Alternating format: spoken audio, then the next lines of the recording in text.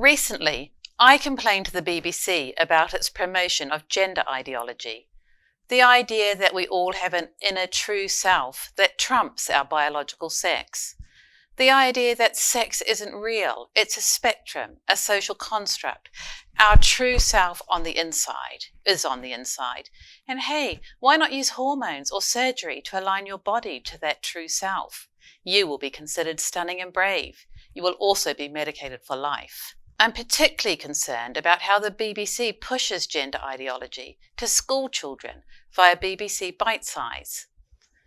When I complained about a particular article, I got a cavalier denial, breathtaking in its indifference.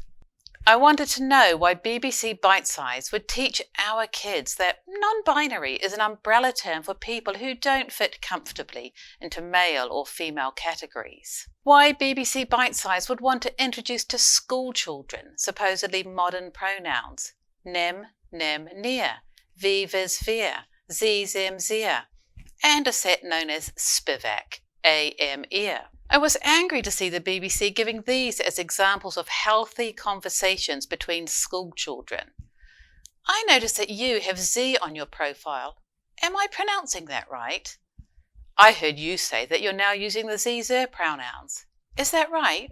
Well, the BBC complaints team battered my concerns away. They had, after all, worked with Stonewall. They said, on occasion, as we have with Stonewall on this article, we have worked with experts to ensure that our content is factually accurate. Nevertheless, to assuage concerns over impartiality, they had updated the article with a link to a further LGBT plus charity, an outfit called Just Like Us, whose chief executive is ex-Stonewall. Stonewall or ex-Stonewall? That seems to be the BBC's idea of impartiality. Now, once more, the BBC has proven itself impervious to criticism or concern. Over a year ago, The Times alerted readers to a BBC Teach piece, which aggressively pushed gender ideology at school children. In this video, a child asks, "What's the difference between sex and gender?" An adult responds, "Sex would be the body parts that you're born with.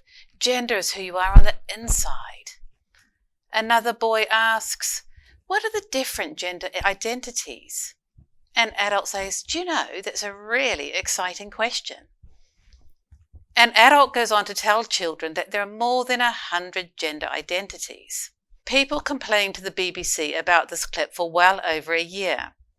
Some are parents whose children have been caught up in the cult.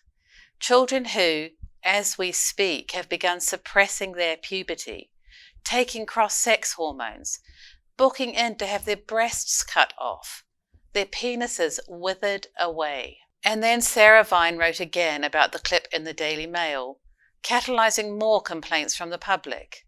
Suddenly it was gone.